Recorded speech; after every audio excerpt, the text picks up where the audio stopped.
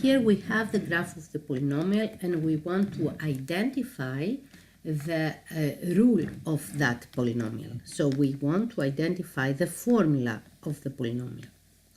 In order to do that, what we should do is, first of all, find the X-intercept and their multiplicity, the Y-intercept, the end behavior, and also we want also to find the leading coefficient of the polynomial. Okay, so how do we do that? First step, to find the X-intercepts.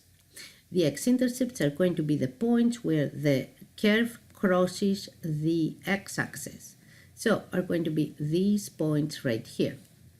-4, -1, 2, and 5.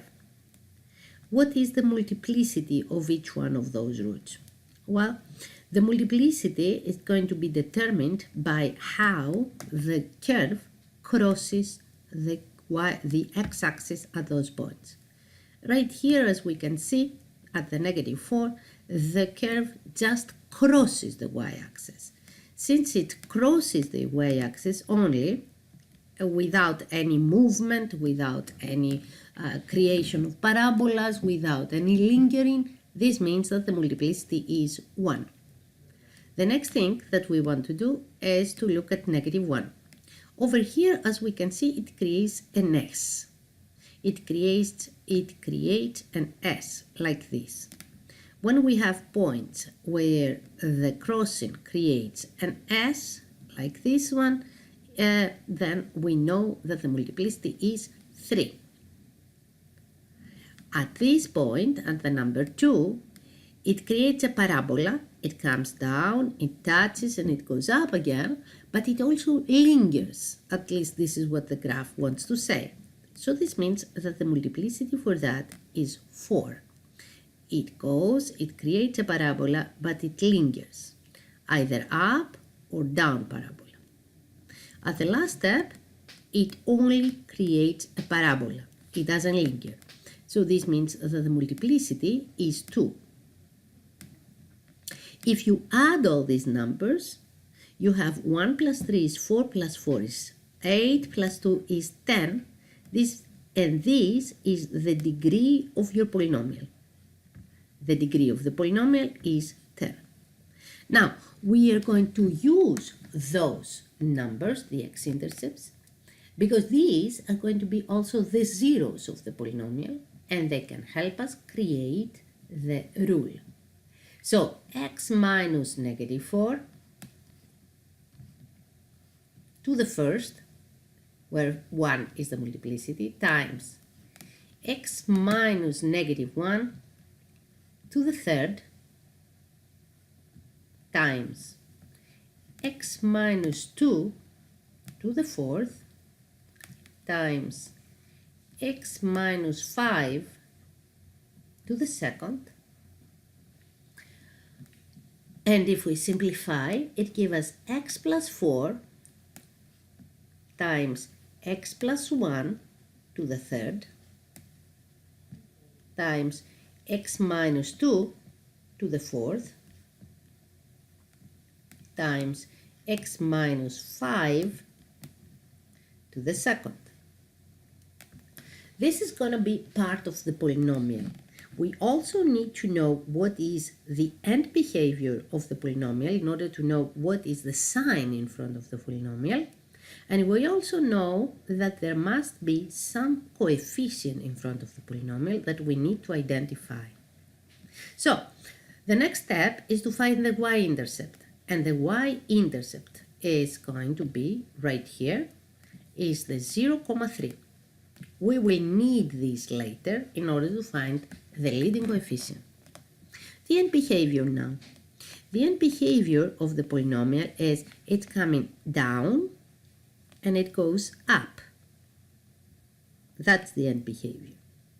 Well, the polynomial, in order to determine the end behavior of the polynomial, we consider two things: the degree and the sign of the leading coefficient.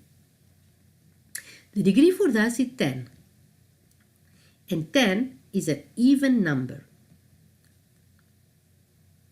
Since the degree is 10 and 10 is an even number, this means that the polynomial will follow the parabolic behavior. It behaves like a parabola. What does this mean?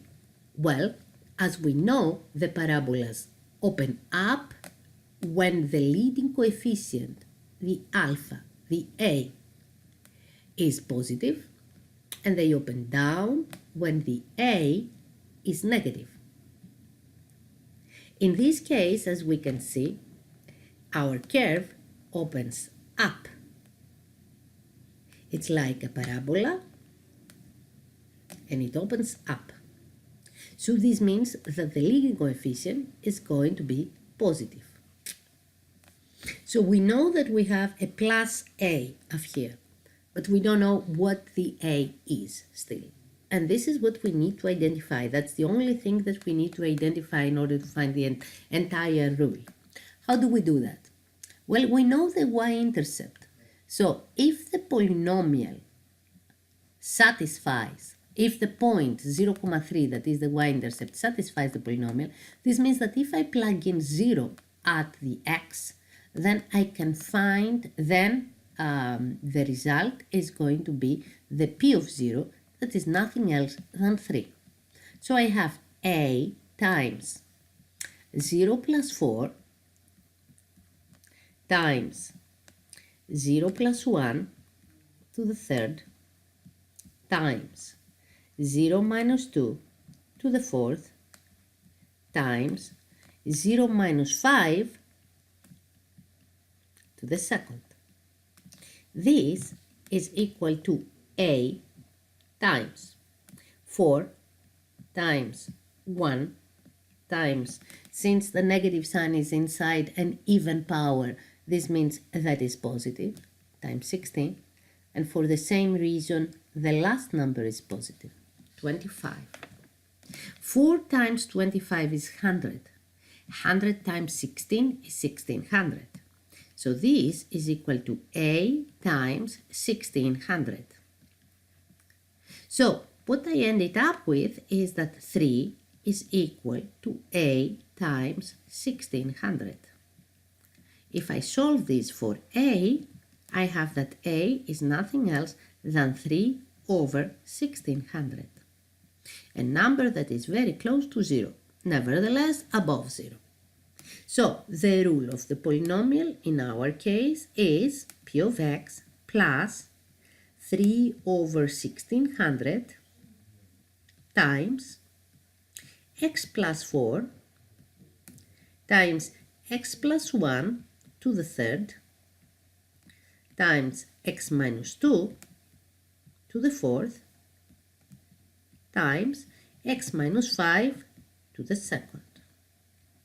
And this that we see right here is the rule of this polynomial.